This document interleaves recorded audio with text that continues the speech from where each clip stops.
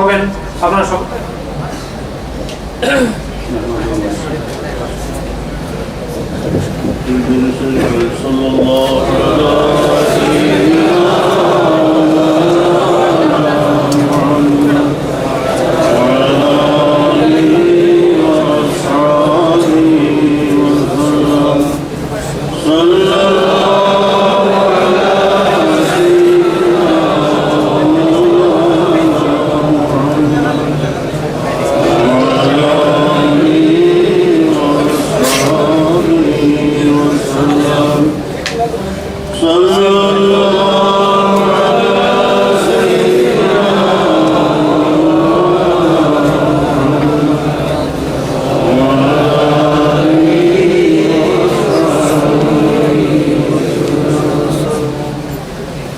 अंजुमन तलामीज़ इस्लामिया के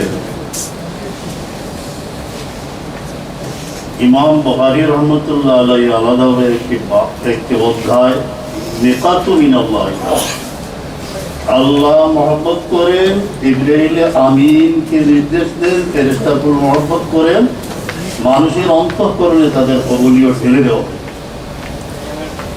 अनेकेर কথা মনে পড়তেছে শর্ষিনা পিসাব টিবলা আইদুদুর স্কুটি সাহেব এগুলা যারা ছিলেন আপনাদের আঞ্জুমানে তালামিযে ইসলামিয়া কার্যক্রমে তারা মুড়িত ছিলেন বা আপনাদের জন্য অনেক দোয়া রেখে গেছিলেন। আমি এখানে উপস্থিত যারা আছেন ওদের আপনারা সুপরামর্শ দিবেন, পুত্রবোধ স্নেহ করবেন, ইনশাআল্লাহ জাযার খায়র আল্লাহ তাআলা আপনাদের দুনিয়া আখিরাতে দান করবেন। আলহামদুলিল্লাহ তালামিযে ইসলামিয়া ওই আমাদের জন্মভূমি শ্যামল সুন্দর এই জন্মভূমি লাখো মানুষের অঞ্চলে সিক্ত এই জন্মভূমিকে ভালোবাসতে হবে, মহব্বতের পেয়ালা নিয়ে আরো গভীরে তলিয়ে যেতে হবে। মনে করেন কুশিয়ারা নদীর তীরে একজন লোক গত রাত্রে এসে পরপারে পাড়ি দিল, তার অনাথনাতারা বলতেছে আমাদের ভয় নাই, আমাদের সাহায্যের জন্য তালামিজের লোকরা এখানে আছে, এগিয়ে আসতেছে। কোন জুয়ারি গ্রামগঞ্জে জুয়া খেলার জন্য নিরাপদ শেল্টার অন্বেষণ করতেছে, সে খোঁজ নিয়ে জানলো যে এখানে তালামিজের কিছু কর্মী আছে, সেখানে আর সাহস করবো। দুইটা দিক, আমরা হব প্রবাস শ্রমিকের মতো, যে প্রবাস শ্রমিক প্রবাতে আমাদের আমি গ্রামের লোক, আমার এতিমখানায় প্রায় 1000-এর মতো এতিম আছে, যখন প্রবাহিত হয় তাদের মুখের উপর দিয়ে সেই প্রবাসী শ্রমিক গজরে খুব ভালো লাগে।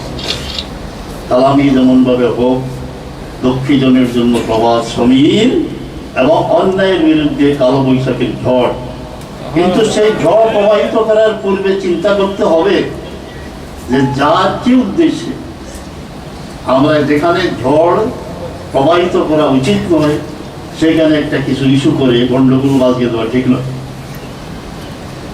মাশাআল্লাহ আপনাদের অন্তঃকরণ সাইয়্যিদে আলম সাল্লাল্লাহু আলাইহি ওয়াসাল্লামের আপনাদের অন্তঃকরণের বাগডোর ধরে রেখেছেন বলেই সত্য আকীদার উপর প্রতিষ্ঠিত আছে।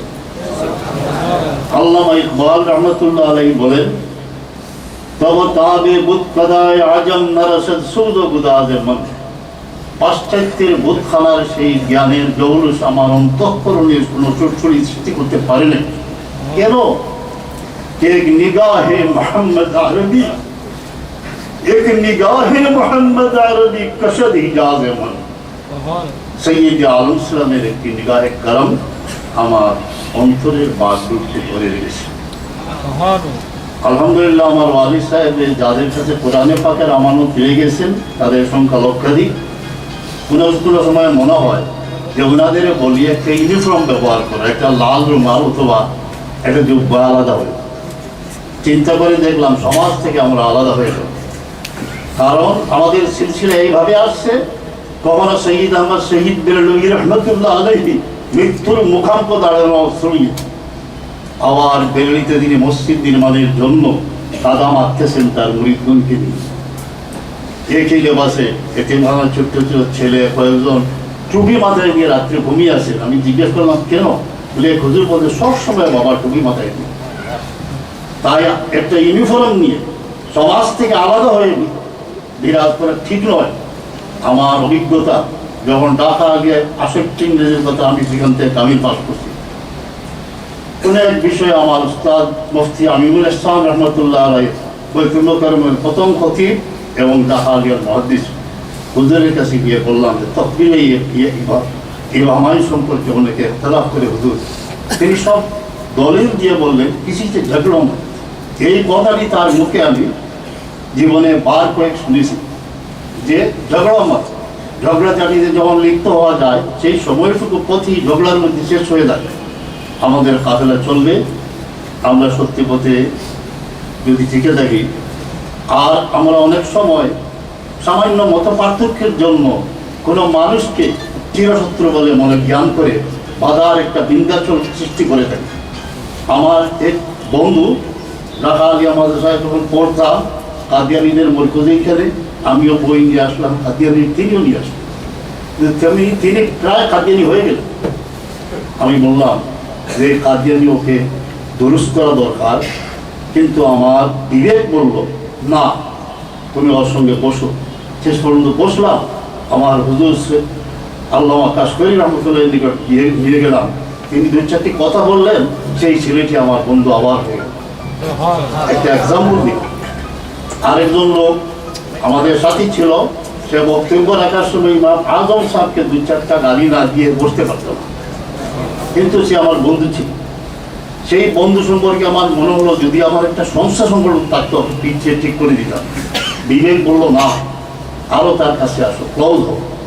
তখন আমি হইলাম এবং সে এই ইমাম আজম রাদিয়াল্লাহু আনহু সম্পর্কে আজমতের শান তার দিলের মধ্যে পরিস্থিত হলো। এই জন্য মানুষকে ভালোবাসতে হবে। যেখানে এক বৃদ্ধ দাঁড়িয়ে আছেন, তালামিদের ছেলেরা যাচ্ছে, তিনি যেন মনে করেন ফুলে ফুলে বিকশিত একটি শুভ্রাণে মুখরিত একটি বৃক্ষ আমাদের উপর ছায়া করতেছে। তাই আমাদের দৃষ্টিভঙ্গিকে আরো উদার করতে হবে, প্রশস্ত করতে হবে।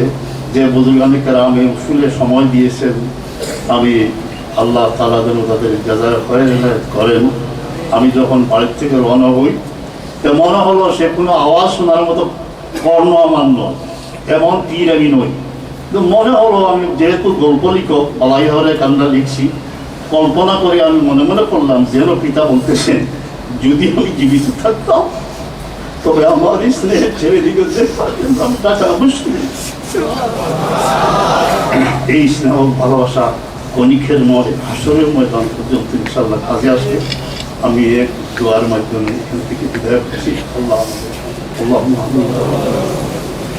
اللهم صل على سيدنا محمد وعلى آله وأصحابه أجمعين رب ارحمهما كما ربياني صغيرا. الله خير حافظا وأرحم الراحمين. وصلى الله تعالى على سيدنا محمد وآله وأصحابه آمين. السلام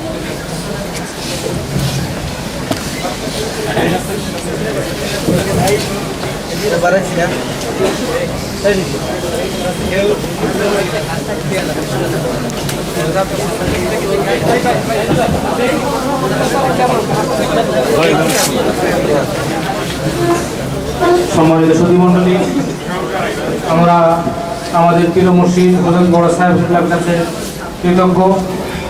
আমরা সশ্রদ্ধ কৃতজ্ঞতা জানাচ্ছি আমাদেরকে মূল্যবান সময় দেওয়ার জন্য, দিক নির্দেশনামূলক বক্তব্য দেওয়ার জন্য এবং আমাদের জন্য দোয়া করেছেন। সিলেট দেখতেছে নাকি? কোথায় দেখতেছে? অনলাইন।